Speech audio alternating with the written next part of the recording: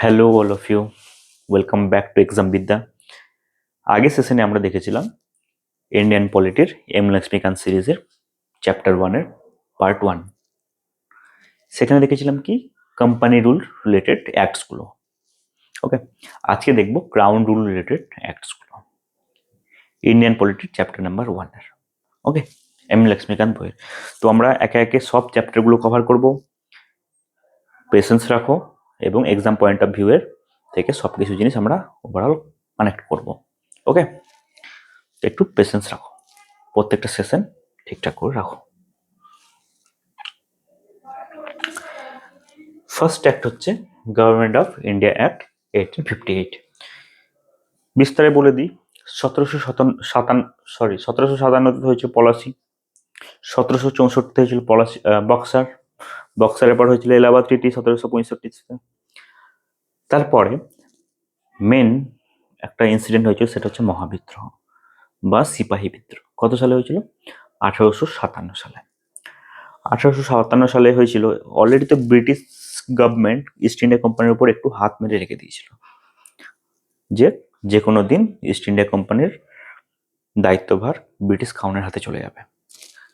তো মহাবিদ্রোহ একটা অপশন পেয়ে গেছিল যে হ্যাঁ, মহাবিদ্রোহ হয়েছে, একটা এত বড় একটা ইনসিডেন্ট হয়েছে, ইস্ট ইন্ডিয়া কোম্পানিকে সরিয়ে ডাইরেক্ট ব্রিটিশ ক্রাউনের রুল লাগিয়ে দেওয়া হোক ইন্ডিয়াতে। সেই ঘটনাটাই হয়েছিল। তো 1857 সালে মহাবিদ্রোহের পর প্রথম যে অ্যাক্টটা আছে সেটা হচ্ছে গভর্নমেন্ট অফ ইন্ডিয়া অ্যাক্ট 1858। ঠিক আছে, ফার্স্ট এটাকে বলা হয়, এই অ্যাক্টকে আকা লিখেছি, দেখো আকা, একে ফুল ফর্ম হচ্ছে অলসো নোন অ্যাজ। ওকে, এটা শর্ট ফর্মে লিখেছি, act for good government in India. ভালো করে ইন্ডিয়াকে পরিচালনা করার জন্য এই অ্যাক্টটাকে বানানো হয়েছিল, রাইট? নাম দেওয়া হয়েছিল। এই অ্যাক্টে কি কি আছে? Act for good government in India to ensure better administration, public service and rule, British rule to the people of India. Okay, ইন্ডিয়ার পিপলকে ভালো একটা করার জন্য, মানে ভালো একটা অ্যাক্ট দিয়েছিল এই একটা, সেই জন্য বলা হচ্ছে good good government act. Okay, আর কি বলছে এই অ্যাক্টে? Governor general of governor of Bengal হয়ে গেছিল প্রথমে, গভর্নর জেনারেল অফ বেঙ্গল 1773। সেটা 1833 হয়ে গেল গভর্নর জেনারেল অফ ইন্ডিয়া। সেই governor general of India Lord William বেন্টিককে সরিয়ে ফার্স্ট হয়ে গেল ভাইসরয়। ওকে, সেই পোস্টটাকে অ্যাবলিশ করে দেওয়া হলো, গভর্নর জেনারেল অফ ইন্ডিয়া পোস্টকে অ্যাবলিশ করে দেওয়া হলো। সেই জায়গায় এলো পোস্ট, নতুন পোস্ট হলো, সেটা হচ্ছে কি তো ভাইসরয়। ওকে, ফার্স্ট ভাইসরয় কি হয়েছিল? লর্ড ক্যানিং। লর্ড ক্যানিং হয়েছিল ফার্স্ট ভাইসরয়। ওকে, আর কি করলো? সিওডি যারা কমার্শিয়াল অ্যাফেয়ার্স দেখছিল, কোর্ট অফ ডাইরেক্টর, এবং বিওসি যারা সিভিল, মিলিটারি, পলিটিক্যাল অ্যাফেয়ার্স দেখছিল, বোর্ড অফ কন্ট্রোল, বিওসি যাদেরকে বলে, সেই সিওডি এবং বিওসি দুটো ভাগকে অ্যাবলিশ করে দিল কমপ্লিটলি অ্যাবলিশ করে দিল এই অ্যাক্ট। এবং কি বলছে, তার জায়গায় কি এলো? তার জায়গায় এলো 15 সদস্যের একটা অ্যাডভাইজারি কমিটি এলো এই বিওসি এবং সিওডির জায়গায়। এবং নতুন একটা অফিস তৈরি করা হলো, সেটা কি না, তো new office created, secretary of state of India, মানে সস বলবো, ছোট ছোট করে সস বলবো, ঠিক আছে? সসকে হেল্প করার জন্য সেক্রেটারি অফ স্টেট এসেছিল চুকলিখোর, মানে ইন্ডিয়াতে যেসব ঘটনাগুলো ঘটতো সেগুলো ব্রিটিশ পার্লামেন্টে গিয়ে লাগাতো, মানে রিপ্রেজেন্ট করাই ছিল তার কাজ। তো এ চুকলিখোর ছিল। ওকে, সেই চুকলিখোরকে হেল্প করার জন্য 15 সদস্যের যে কাউন্সিল বানানো হলো বিওসি এবং সিওডি কে হটিয়ে, রাইট? সেই বিওসি এবং সিওডি কে হটিয়ে 15 সদস্যের যে কাউন্সিল বানানো হয়েছিল, তারা হেল্প করতো এই সসকে চুকলি করতে। কোথাকে? চুকলি করতে। 15 সদস্যের যে কাউন্সিল, সেটা চেয়ারম্যান ছিল আবার সস, চুকলি করতে পাঠালো। চুকলি করার জন্য এদেরকে 15 সদস্যের অ্যাপয়েন্ট করা হলো। এরা ইংল্যান্ডে পার্লামেন্টে গিয়ে চুকলি করতো ইন্ডিয়ার বিষয়ে। তো ব্যাপারটা কি দাঁড়ালো? ব্যাপারটা দাঁড়ালো এটা হচ্ছে ইন্ডিয়া, এটা হচ্ছে ব্রিটেন। ধরো ইন্ডিয়াতে ভাইসরয় করে দেওয়া হলো, গভর্নর জেনারেল অফ ইন্ডিয়াকে ভাইসরয় করে দেওয়া হলো। ভাইসরয় আন্ডারে একটা চুক্তিখর বসিয়ে দিল, কি ভাইসরয় কি করছে না করছে এভরিথিং সে গিয়ে লাগাবে কোথায়, ব্রিটিশ পার্লামেন্টে গিয়ে লাগাবে। ওকে, সেই চুকলিখোরকে হেল্প করতো কারা, 15 জন সেমি চুকলিখোর, মানে তাদের একটা কাউন্সিল ছিল, ঠিক আছে। সেই 15 জন সেমি চুকলিখোর এই চুকলিখোরকে, মেন চুকলিখোরকে হেল্প করতো। সেই চুকলিখোর গিয়ে ব্রিটিশ পার্লামেন্টে গিয়ে তাদেরকে ইন্ডিয়ার অ্যাফেয়ার্স সম্পর্কে জিনিসগুলোকে পিএনপিসি করতো, রাইট। ব্রিটিশ গভর্নমেন্টকে আমি যদি দেখি, ব্রিটিশ ক্রাউন ছিল, ব্রিটিশ ক্রাউন, তার আন্ডারে ছিল ব্রিটিশ পিএম এবং ব্রিটিশ কাউন্সিল অফ মিনিস্টার। এটা ব্রিটিশ পার্লামেন্টের একটা অংশ। ওকে, ব্রিটিশ পার্লামেন্ট দুটো হাউসে বিভক্ত, লোয়ার হাউস, আপার হাউস, ঠিক আছে। ব্রিটিশ এই যে পার্লামেন্টের মধ্যেই ছিল পিএম মিনিস্টার এবং এই চুকলিখোর ছিল, মেন চুকলিখোর, সে ছিল কিন্তু ব্রিটিশ পার্লামেন্টেরই একটা অংশ। ওকে, মানে ব্রিটিশ ক্যাবিনেটের একটা অংশ, ব্রিটিশ ক্যাবিনেটকে গিয়ে লাগাতো, ব্রিটিশ পার্লামেন্টকে গিয়ে লাগাতো কথা। আর যে 15 সদস্যের যে সেমি চুকলিখোরদের যে একটা কাউন্সিল তৈরি হয়েছিল, সেই কাউন্সিলের চেয়ারম্যান ছিল এই মেন চুকলিখোর, রাইট। বোঝা গেল? তো ইন্ডিয়ান কাউন্সিল অ্যাক্ট এরপর আসে 1861। এই 61 অ্যাক্টটা এসেছিল 1858 সালের অ্যাক্টের পরে এসেছিল। তো এই অ্যাক্টে কি বলছে, এই অ্যাক্টে বলছে Indians are allowed to law making process. ইন্ডিয়াতে রাজত্ব করবে ইস্ট ইন্ডিয়া কোম্পানি, অথচ ইন্ডিয়ানদেরকে ল মেকিং পাওয়ারে করবে না, এটা তো হয় না। ইন্ডিয়ার মানুষদেরকে রিপ্রেজেন্ট করবে, অথচ ইন্ডিয়ার মানুষদেরকেই নেবে না ল মেকিং পাওয়ারে, সেটা কি করে হয়? তো এই অ্যাক্ট বললো না, ইন্ডিয়ানসদেরকেও ল মেকিং এ এনগেজ করতে হবে। তো সেই পাওয়ার দেওয়া হলো ভাইসরয়কে, যে তুমি ইন্ডিয়ানদেরকে ইনভলভ করো ইন্ডিয়ার ল মেকিং পাওয়ারে। তো ভাইসরয় কি করলো, ভাইসরয় বললো ঠিক আছে, ইন্ডিয়ানসদেরকে নন অফিসিয়াল মেম্বার হিসাবে ইন্ডিয়ান সেন্ট্রাল লেজিসলেটিভ কাউন্সিলে জায়গা দেওয়া হলো, ঠিক আছে।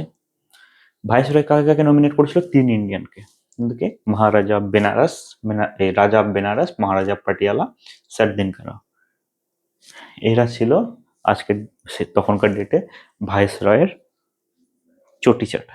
ভাইসরয়ের চটিচাটা ছিল এই 3 জন, সেই জন্য এদেরকে ইনভলভ করে দিল, যে ঠিক আছে আমার ভাইসরয় দেখছে আমার কথাতে যারা হ্যাঁ না করে তাদেরকেই আমি রাখি, তাতে আমারই সুবিধা ডিসিশন মেকিং এ।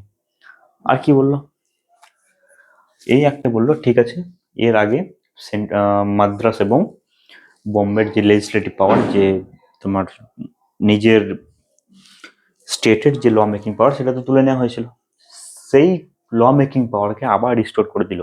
বললো ঠিক আছে, এই অ্যাক্ট বললো ঠিক আছে, তাদেরকে আবার নিজের নিজের রেসপেক্টিভ সাবজেক্টে ল বানাতে দাও, ঠিক আছে, ডিসেন্ট্রালাইজেশন হয়ে গেল। আর কি বললো, নিউ লেজিসলেটিভ কাউন্সিল বানালো। এখানে মাদ্রাস এবং বোম্বেতে ছিলই, আরো লেজিসলেটিভ কাউন্সিল বাড়িয়ে দিল। অলরেডি তো ইংরেজরা তো ধীরে ধীরে ধীরে ধীরে অল ওভার ইন্ডিয়াতে রাজত্ব জমিয়েছিল, তো সেখান থেকে দেখছে যে আরো কিছু লেজিসলেটিভ কাউন্সিল বানানো দরকার। যেমন বেঙ্গলের লেজিসলেটিভ কাউন্সিল তৈরি হয়েছিল 1862 সালে। নর্থ ওয়েস্ট প্রভিন্সে 1886 এবং পাঞ্জাবে 1897 সালে 3টে নতুন লেজিসলেটিভ কাউন্সিল তৈরি করা হলো। মাদ্রাস এবং বোম্বেতে ছিলই, এর সঙ্গে আরো 3টে জুড়ে গেল। আর কি বলছে, পোর্টফোলিও সিস্টেম ইন্ট্রোডিউসড। পোর্টফোলিও সিস্টেমটা কি, পোর্টফোলিও সিস্টেম হচ্ছে আজকের ডেটে দেখবেন, আমি যদি প্রধানমন্ত্রী কাউন্সিল অফ মিনিস্টার দেখি, প্রধানমন্ত্রী তো একাই সবকিছু দেখে না, অর্থ, রেল, তারপর বড় বিদেশ নীতি সবগুলো দেখে না। অর্থের জন্য নির্মলা সীতারামনকে রেখেছে, রেলের জন্য রেখেছে অশ্বিনী বৈষ্ণবকে, এবং তোমার বিদেশ নীতির জন্য রেখেছে এস জয়শঙ্করকে। তো আলাদা আলাদা ডিভাইড করে দিয়েছে মন্ত্রিত্বকে, সেটাই হচ্ছে পোর্টফোলিও সিস্টেম বলে সেটাকে। সেটাও ক্যানিং ইন্ট্রোডিউস করেছিল। Power of issuing emergency to viceroy, ভাইসরয়কে বললো ঠিক আছে তোমাকে এমার্জেন্সি লাগানোর জন্য একটা পাওয়ার দেওয়া হলো, কিন্তু এই কাউন্সিলকে জিজ্ঞেস না করে তুমি এমার্জেন্সি লাগাতে পারবে যে কোনো মুহূর্তে, কিন্তু সেই এমার্জেন্সির ভ্যালিড ম্যাক্স টু ম্যাক্স 6 মাস হতে হবে, ম্যাক্স টু ম্যাক্স 6 মাস হতে পারে, এর বেশি কিন্তু হবে না, রাইট? ইন্ডিয়ান কাউন্সিল অ্যাক্ট 1861 এটাই বলছে। ওকে, এরপর কি আছে? এরপর আছে আমরা দেখবো সেন্ট্রালাইজেশন হয়েছিল এবং ডিসেন্ট্রালাইজেশন হয়েছিল কি কোন প্রসেসে। 1773 সালে তো গভর্নর জেনারেল অফ বেঙ্গল কে বসিয়ে দিয়েছিল বোম্বে এবং মাদ্রাস প্রেসিডেন্সির উপরে। ফার্স্ট স্টেপ অফ সেন্ট্রালাইজেশন হয়েছিল। সেকেন্ড সেন্ট্রালাইজেশন অ্যাট পিক্স কবে হয়েছিল? 1833 খ্রিস্টাব্দে। গভর্নর জেনারেল অফ বেঙ্গলকে বানিয়ে দিয়েছিল গভর্নর জেনারেল অফ ইন্ডিয়া, এবং মাদ্রাস এবং বোম্বের লেজিসলেটিভ পাওয়ার তুলে নিয়েছিল। আস্তে আস্তে ডিসেন্ট্রালাইজেশন শুরু হলো 1861 সালে। ডিসেন্ট্রালাইজেশন অফ পাওয়ার স্টার্টেড, মানে মাদ্রাস এবং বোম্বেকে নিজেদের রেসপেক্টিভ স্টেটের ল তৈরির পাওয়ার দেওয়া হলো, মানে আইন তৈরির পাওয়ার দেওয়া হলো। আস্তে আস্তে decentralisation at its peak internal autonomy provinces. 1937 সালের লতে দেখবো কমপ্লিটলি সব প্রভিন্সগুলোকে অটোনমি দেওয়া হয়েছিল, তোমরা নিজের নিজের স্টেটে রেসপেক্টিভ ল বানাতে পারবে। ওকে, 61 সালের অ্যাক্টের পর ইন্ডিয়ান কাউন্সিল অ্যাক্ট 1909, যেটাকে বলা হয় মরলে মিন্টো রিফর্ম। মরলে ছিল সেই চুকলিখর সস, আর মিন্টো ছিল বেচারা ভাইসরয়। মিন্টো যা করতো সেটা সস গিয়ে লাগাতো ব্রিটিশ পার্লামেন্টে, ব্রিটিশ ক্যাবিনেটে। ওকে, কি বলছে? Increase the size of legislative council. Central legislative council যেখানে 18 জন মেম্বার ছিল আগে, সেটা বানিয়ে দেওয়া হলো 60 জন করে দেওয়া হলো। আর স্টেটের লেজিসলেটিভ কাউন্সিলকে মানে ইউনিফর্ম নয়, যে কোনো মানে ধরো বেঙ্গলের ধরো কিছু একটা 10-15 যাই হোক একটা হলো, মাদ্রাসের একটা ছিল 20-22, এরকম মানে আলাদা আলাদা লেজিসলেটিভ কাউন্সিলের মেম্বার ছিল, ইউনিফর্ম নয়। মেজরিটি কাদের ছিল? সেন্ট্রাল লেজিসলেটিভ কাউন্সিলে মেজরিটি ছিল। সেন্ট্রাল লেজিসলেটিভ কাউন্সিলে অনলি অফিসিয়াল, মানে অনলি ব্রিটিশার্সরা মেজরিটিতে থাকতো, ব্রিটিশার্স, এবং প্রভিন্সিয়ালে কিন্তু ইন্ডিয়ানরাও মেজরিটিতে ছিল, রাইট? লেজিসলেটিভ কাউন্সিলে প্রভিন্সিয়াল লেজিসলেটিভ কাউন্সিল, এটা সেন্ট্রাল লেজিসলেটিভ কাউন্সিল। সেন্ট্রালে কারা থাকতো? শুধু ব্রিটিশাররা থাকতো অ্যাজ এ মেজরিটি, মানে 51% বা তার উপরে থাকলে পরে সেটা মেজরিটি বলে। 51% বা তার উপরে ছিল ব্রিটিশাররা, বাকিরা সব ইন্ডিয়ান ছিল। আর প্রভিন্সিয়ালে ব্রিটিশরাও মেজরিটি থাকতে পারে বা ইন্ডিয়ানরাও মেজরিটিতে থাকতে পারে। এরপর কি বলছে? Indians were well allowed first time viceroy executive council. ইন্ডিয়ানদেরকে অ্যালাউ করা হলো ফার্স্ট টাইম ভাইসরয়ের এক্সিকিউটিভ কাউন্সিলে। ভাইসরয় দুটো কাউন্সিল হয়ে গেছিল না, এক্সিকিউটিভ এবং লেজিসলেটিভ, সেখানে ইন্ডিয়ানদেরকে এক্সিকিউটিভ কাউন্সিলে, যেখানে ল ইমপ্লিমেন্ট করার কাউন্সিল ছিল, সেখানে কিন্তু ইন্ডিয়ানদেরকে অ্যালাউ করা হলো। ফার্স্ট কে ছিল সত্যেন্দ্র প্রসাদ সিনহা, ফার্স্ট ইন্ডিয়ান সত্যেন্দ্র প্রসাদ সিনহা ভাইসরয়ের এক্সিকিউটিভ কাউন্সিল কিন্তু অ্যাজ এ ইন্ডিয়ান জয়েন করলো। আর কি বললো? একটা মেইন জিনিস হয়েছিল 1909, সেটা হচ্ছে এর আগে হয়েছিল মুসলিম লীগ ফরমেশন হয়ে গেছিল, তো সেপারেট ইলেক্টোরেট করতে হয়েছিল। সেপারেট ইলেক্টোরেট মানে হচ্ছে মুসলিমদের মানুষ শুধুমাত্রই মুসলিমদেরকে ভোট দেবে। আমি ধরো একটা রেসপেক্টিভ, এরা ধরো একটা কোনো একটা লোকসভা কনস্টিটিউয়েন্সি, ঠিক আছে, লোকসভা কনস্টিটিউয়েন্সি, এটা ধরো কোনো একটা লোকসভা কনস্টিটিউয়েন্সি। তো এখানে হিন্দু আছে, মুসলিমও আছে, শিখ আছে। মুসলিমদের জন্য আলাদা বললো, ঠিক আছে, এই লোকসভার মধ্যে মুসলিমদের আলাদা একজন প্রার্থী হবে, হিন্দু আর শিখ এদের অন্য একজন প্রার্থী হবে। তো হিন্দু এবং শিখরা যাকে ভোট দেবে তারাই জিতবে, মুসলিমরা যাকে ভোট দেবে তারাই জিতবে, মানে কমপ্লিটলি মুসলিমদের জন্য আলাদা ইলেক্টোরেট, আলাদা এমপি যাবে, ঠিক আছে। Muslim members are elected by only Muslim voters, Muslim ভোটাররাই শুধুমাত্র মুসলিমদেরকে ইলেক্ট করে পাঠাবে। আর কি বল? Lord Minto as father of separate electorate, এই আইডিয়াটা কার ছিল? এই আইডিয়াটা ছিল লর্ড মিন্টো, ঠিক আছে। সেই জন্য বলা হয় এটা separate electorate, father of separate ইলেক্টোরেটের ফাদার কাকে বলা হয়? লর্ড মিন্টোকে। ওকে, এরপরে কাউন্সিল আছে কি? গভর্নমেন্ট অফ ইন্ডিয়া অ্যাক্ট 1919, এটাকে বলা হয় Montagu Chelmsford reform. Montagu Chelmsford reform. Montagu ছিল কি? সেই চুগলিখোর সস, আর চেমসফোর্ড ছিল বেচারা ভাইসরয়। ওকে, তো এই একটা কি বলছে? Central and states were allowed to make laws on their respective subject. সেন্ট্রালের সাবজেক্টে ল বানাবে, স্টেটের সাবজেক্টে ল বানাবে। প্রভিন্সিয়াল সাবজেক্ট মানে স্টেটের সাবজেক্টকে দুভাগে ভাগ করে দেওয়া হলো।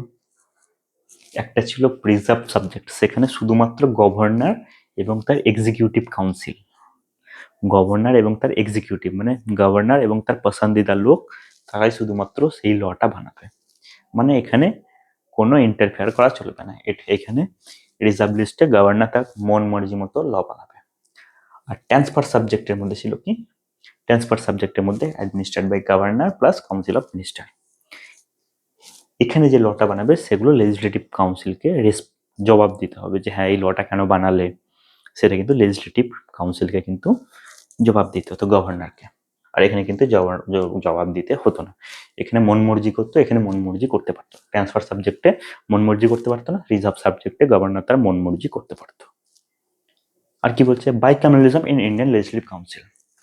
বাইক্যামেরালিজম মানে হচ্ছে, আজকে যদি আমি দেখি ইন্ডিয়ার সেন্ট্রালে পার্লামেন্ট হচ্ছে বাইক্যামেরালিজম, মানে দুটো হাউস আছে, লোয়ার হাউস আর আপার হাউস। লোয়ার হাউস মানে হচ্ছে লোকসভা, আপার হাউস মানে হচ্ছে রাজ্যসভা। তো তখনও কিন্তু এই অ্যাক্টে বাইক্যামেরালিজম কিন্তু ইন্ট্রোডিউস করা হয়, আপার হাউস এবং লোয়ার হাউস। আপার হাউস মানে হচ্ছে রাজ্যসভা, টুডে রাজ্যসভা, টুডে লোকসভা। কি বলছে রাজ্যসভাতে? কি বলছে? রাজ্যসভাতে হচ্ছে কাউন্সিল অফ স্টেট, মানে রাজ্যের সভা, স্টেটদের কাউন্সিল। আর এটা হচ্ছে লেজিসলেটিভ অ্যাসেম্বলি, মানে হচ্ছে লোকসভা। ওকে, লোয়ার হাউস বলে এটাকে। সেটা হচ্ছে বাইক্যামেরালিজম। আর কি বলছে? Communal election to Sikh European, Anglo Indian, Indian খ্রিস্টান। মুসলিমদেরকে যেমন সেপারেট ইলেক্টোরেট করে দেওয়া হয়েছিল, শিখ, ইউরোপিয়ান, অ্যাংলো ইন্ডিয়ান এবং ইন্ডিয়ান খ্রিস্টানদের জন্য কিন্তু সেপারেট ইলেক্টোরেট করে দেওয়া ছিল, কমিউনাল রিপ্রেজেন্টেশন।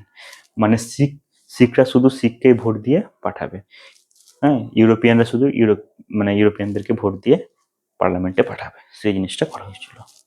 ওকে, আর কি বলছে? নতুন একটা অফিস খোলা হয়েছিল লন্ডনে, সেটা কি? High commissioner for India. মানে একে তো ছিল সস, ছিল চুগলিখোর, তার উপরে আর একটা চুগলিখোর বসানো হলো, সেটা আবার ইংল্যান্ডে খোলা হলো। সাম পাওয়ার অফ সস ট্রান্সফার্ড, কিছু ক্ষমতা, সসের কিছু চুগলিখোরের কিছু ক্ষমতা তাকে হাই কমিশনারকে ইংল্যান্ডে হাই কমিশনার অফিসে কিন্তু ট্রান্সফার করে দেওয়া হলো। রাইট, এটা ছিল 1919-এর গভর্নমেন্ট অফ ইন্ডিয়া। আর কি বলছে? আর এই একটা ছিল আর কি set up central public service commission. 1926 সালে central public service commission today যেটা ইউপিএসসি হয়ে গেছে, সেটা কিন্তু সেট আপ করা হয়েছিল two recruit civil servant. Okay, separate provincial budget from central. আলাদা করে স্টেটের আলাদা করে বাজেট তৈরি হতে লাগলো, যে এক বছরে কি কোথায় কি খরচা হতে পারে, হ্যান হতে পারে। বাজেট মানে কি?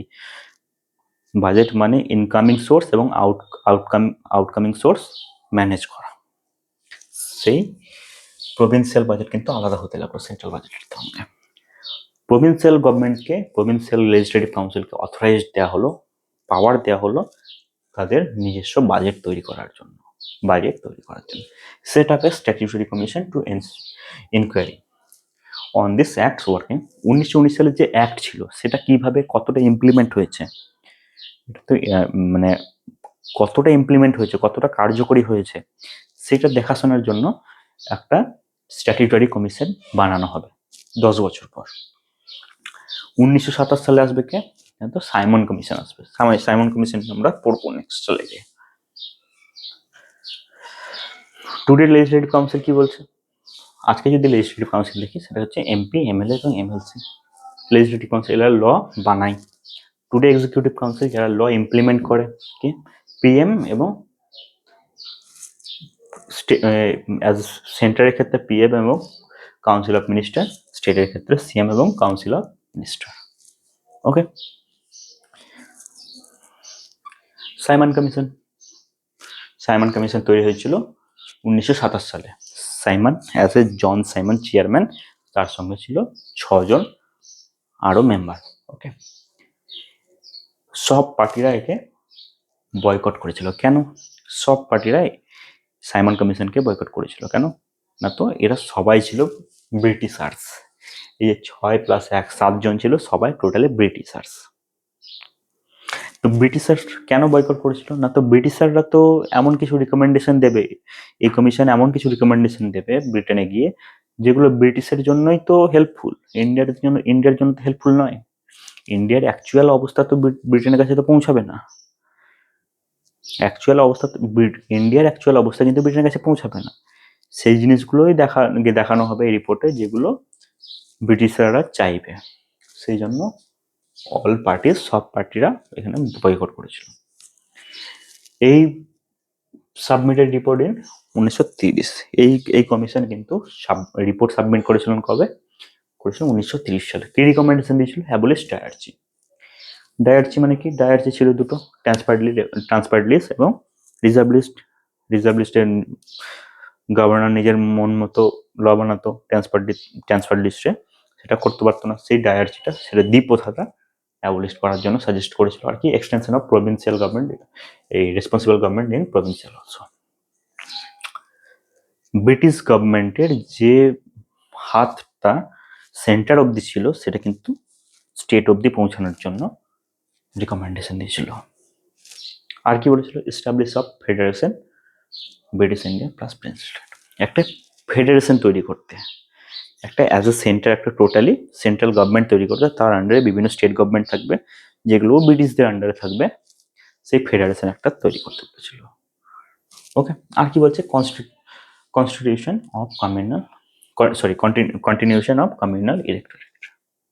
কমিউনাল ইলেক্টোরেট, যেটা আলাদা করে মুসলিমদের জন্য আলাদা করে কমিউনাল ইলেক্টোরেট বানানো হয়েছিল, শিখদের জন্য বানানো হয়েছিল, অ্যাংলো ইন্ডিয়ানস, ইউরোপিয়ানস, ইন্ডিয়ান খ্রিস্টানদের জন্য আলাদা আলাদা বানানো হয়েছিল কমিউনাল ইলেক্টোরেট।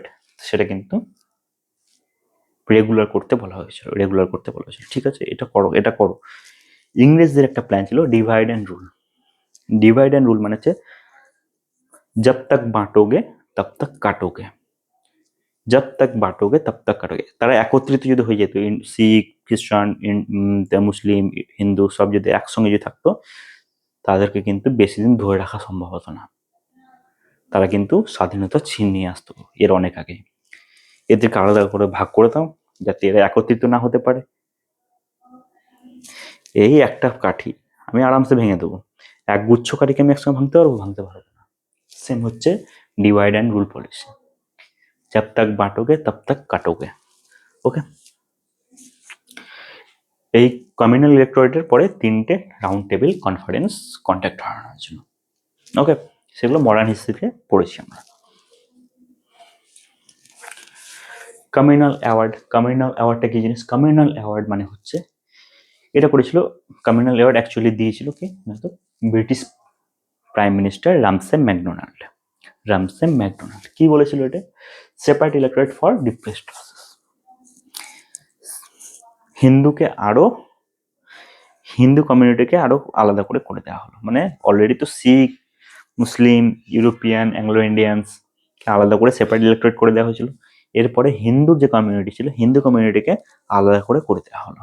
আলাদা করে দেওয়া হচ্ছিল যে হিন্দু কমিউনিটিকে, এই যে হিন্দু কমিউনিটিকে দুভাগে ভাগ করে দিল। একটা হচ্ছে আপার ক্লাস আর একটা হচ্ছে ডিপ্রেসড ক্লাস। তো এই ডিপ্রেসড ক্লাসের জন্য আলাদা করে রিপ্রেজেন্টেশন, কমিউনাল রিপ্রেজেন্টেশন বানানোর রিকমেন্ডেশন এসেছিল। এই যে রিকমেন্ডেশনটা শোনার পর গান্ধীজি বলল, নেই বাবু, এসব নেই চলেগা, এসব নেই চলেগা। বলে গান্ধীজি বললো, ঠিক আছে, আমি ধর্ণা দিচ্ছি, একদম অনশন, না খেয়ে অনশন করবো। কোথায়? পুনের। অলরেডি তখন গান্ধীজিকে জেলে কিন্তু রাখা হয়েছিল।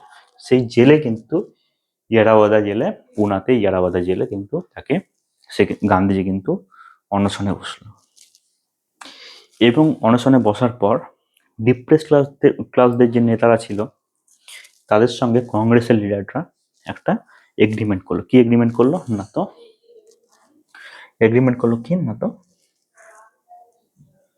জয়েন্ট ইলেক্টোরেট হবে। জয়েন্ট ইলেক্টোরেট হবে মানে ইলেকশন যেমন চলছিল তেমনই চলবে। মানে হিন্দুর জন্য যে হিন্দুদের ভোট তো হিন্দুরাই দেবে, এরকম একটা বিষয় হয়ে গেছিল। তো সেই হিন্দুদের ভোট হিন্দুরাই দেবে, সেখানে ডিপ্রেস ক্লাসের জন্য আলাদা কোনো কমিউনাল ইলেক্টোরেট থাকবে না। শুধু ডিপ্রেস ক্লাসদের জন্য কিছু সিট রিজার্ভ করে দেওয়া হবে। রিজার্ভ করে, আর এখনো দেখবে বিভিন্ন ইলেকশনের ক্ষেত্রে seat reserve for SC, seat reserve for ST, এরকম ভাবে থাকে। সেম জিনিসটা কিন্তু এই পুনা প্যাক্টে হয়েছিল। পুনা প্যাক্ট হচ্ছে 1932 সালে হয়েছিল পুনা প্যাক্ট। ওকে, আর কি বলছে? Government of India act 1935। Government of India act 1935 সেটাকে বলা হয় মিনি কনস্টিটিউশন বলা হয়। প্রচুর প্রভিশন আছে, মেন প্রভিশন যেগুলো exam point of view important, সেই জিনিসগুলো আমরা দেখবো। কি বলছে? Establishing all India federation. All India ফেডারেশনের রিকমেন্ডেশন এসেছিল সাইমন কমিশন থেকে। তো এস্টাবলিশমেন্ট হয়ে গেল এখানে। প্রভিন্সিয়াল গভর্নমেন্ট এবং প্রিন্সলি স্টেটকে ফেডারেশনের আন্ডারে রাখা হলো। ওকে, আর কি বলছে? মেন পাওয়ার কিন্তু আছে সেন্ট্রালে কিন্তু ভাইসরয়ের হাতে। ওখানে একটা চুগলিখোর আছে ইন্ডিয়াতে, সেটা হচ্ছে সস। ব্রিটেনে একটা চুগলিখোর আছে, সেটা হচ্ছে হাই কমিশন, পিএনপিসি, রাইট? তো powers of divided into 3 units. Federation তো হয়ে গেল, ফেডারেশনের সঙ্গে সঙ্গে 3টে ভাগে ভাগ করে দেওয়া হলো পাওয়ার। ল মেকিং পাওয়ারকে 3টে ভাগে ভাগ করে দেওয়া হলো। কার ল কে বানাবে? ফেডারেলিস্ট। সেন্ট্রালের লিস্টকে বলা হয় ফেডারেলিস্ট। ফেডারেলিস্টের ল কে বানাবে না তো সেন্ট্রাল ভাইসরয় ও তার লেজিসলেটিভ সেন্ট্রাল লেজিসলেটিভ কাউন্সিল। প্রভিন্সিয়ালে কে বানাবে? Provincial legislative council.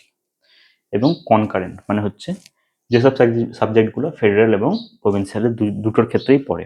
যেমন আজকের ডেটে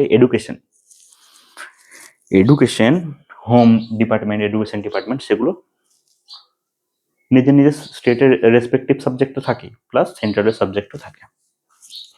এডুকেশনের ক্ষেত্রে আমরা যদি দেখি কনকারেন্ট লিস্টে পড়ছে এখন না, এইটা কে বানাবে? যেমন নিউ এডুকেশন পলিসি, এনইপিএস ছিল, সেটা কেউ বানিয়েছিল? সেন্ট্রাল। সেটা ইমপ্লিমেন্ট করছিল রাজ্যগুলো। সেম জিনিস বানাচ্ছিল কনকারেন্ট লিস্টের, মানে মেন পাওয়ার দেওয়া হয়েছিল সেন্ট্রালকে, কিন্তু এখানে স্টেটও নিজের নিজের ল বানাতে পারতো। মানে স্টেট এবং সেন্ট্রাল দুজনেই এই লিস্টে কিন্তু নিজের নিজের ল বানাতে পারতো, right?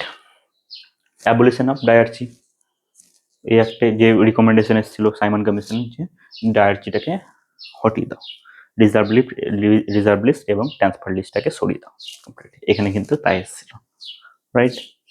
Provincial autonomy in law making. স্টেটের ক্ষেত্রে অটোনমি চলে এসেছিল, যে হ্যাঁ স্টেট লেজিসলেটিভ কাউন্সিল ল বানাতে পারবে, রাইট? গভর্নরের আর কোনো এরকম নিজের ইচ্ছা মতো সব কিছু জিনিস করতে পারবে না। আর কি বলছে? Abolished council of India act, এস্টাবলিশের গভর্নমেন্ট অফ ইন্ডিয়া। দেখো government of India, Indian council একটা হলো না, ইন্ডিয়ান গভর্নমেন্ট চলে গেল। ওকে, তো ডিসেন্ট্রালাইজেশনের লাস্ট ফেজে চলে এসেছি আমরা। Okay, establish of federal court in 1937। Federal court মানে হচ্ছে সেন্ট্রাল লেভেলে একটা মেন কোর্ট থাকবে, তার আন্ডারে সাবসিডারি কোর্ট থাকবে, হাইকোর্ট গুলো, রাইট? তো সেই সেন্ট্রাল কোর্ট 1937 সালে তৈরি হয়েছিল প্রথম। দেখি এই কোর্টের নাম কি ছিল? Supreme court. নাও যেটা সুপ্রিম কোর্ট হলো, এটা ছিল ফেডারেল কোর্ট আগে, হ্যাঁ, দিল্লিতে। Establishment RBI, reserve bank of India. এখানকার যে কারেন্সি, বন্ড এগুলোকে রেগুলেট করার জন্য আরবিআই কে প্রতিষ্ঠা করা হলো। ওকে,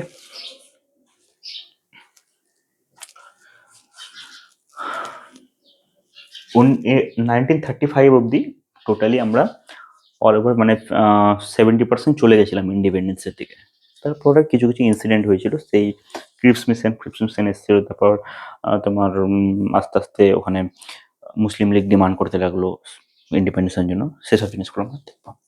ফার্স্ট মানে ইন্ডিপেন্ডেন্সের জন্য ফার্স্ট কি হয়েছিল ইনসিডেন্ট, তো 1947 সালে ফেব্রুয়ারি 20 তারিখে ব্রিটিশ পিএম অ্যাটলি বলল যে আমরা লাস্ট 30শে জুন 1948 অব্দি ইন্ডিয়া রুল করব, এরপরে রেসপন্সিবল পার্সনের হাতে ইন্ডিয়ার দায়িত্বভার তুলে দেওয়া হবে। ওকে, মুসলিম লীগ কি বললো যে ঠিক আছে দায়িত্বভার লোকের হাতে তো তুলে দেবে, কিন্তু আমরা চাই আলাদা দেশ, আমরা চাই আলাদা দেশ, মুসলিম লীগ বলল। তো partition demand partition of the country.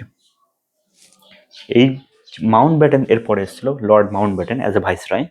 Mount Batten এসেছিল, মাউন্ট ব্যাটেন একটা প্ল্যান দিয়েছিল, সেটা হচ্ছে মাউন্ট ব্যাটেন প্ল্যান নামে পরিচিত। সেটা এসেছিল কবে? 3 জুন 1947। পার্টিশন প্ল্যানটাকে অ্যাকসেপ্ট করেছিল মাউন্ট ব্যাটেন, পার্টিশন প্ল্যানটাকে অ্যাকসেপ্ট করেছিল, অ্যাকসেপ্টেড বাই আইএনসি অ্যান্ড মুসলিম লীগ। এইখানে যদি ইন্ডিয়ান ন্যাশনাল কংগ্রেস যদি অ্যাকসেপ্ট না করতো, আজকে ভিকারিস্তান বলে কোনো দেশ থাকতো না, আজকের ডেটে ভিকারিস্তান বলে কোনো ডেট থাকতো না। ওকে, মুসলিম লীগ তো চাইছিল যে হ্যাঁ আমাদের একটা আলাদা দেশ হোক, হামকো ভি নেতা বাননা হ্যাঁ, এরকম হচ্ছে ব্যাপার। তো ইন্ডিয়ান ন্যাশনাল কংগ্রেস অ্যাকসেপ্ট করেছিল এবং ইন্ডিপেন্ডেন্ট অ্যাক্ট এসেছিল 1947 সালে, রাইট? এখানে কিন্তু আলাদা একটা দেশ ভিকারিস্তান নামে পরিচিত হয়ে গেল। ইন্ডিয়ান ইন্ডিপেন্ডেন্স অ্যাক্ট 1947 কি বলছে? Creation of 2 independent state, India এবং ভিকারিস্তান নামে 2টো স্টেট তৈরি হলো। Lapse British paramountcy over princely state, princely স্টেটের উপর যে একটা ব্রিটিশ গভর্নমেন্টের যে একটা হাত বসিয়েছিল, থাবা বসিয়েছিল, সেটা কিন্তু আস্তে আস্তে চলে গেল, রাইট?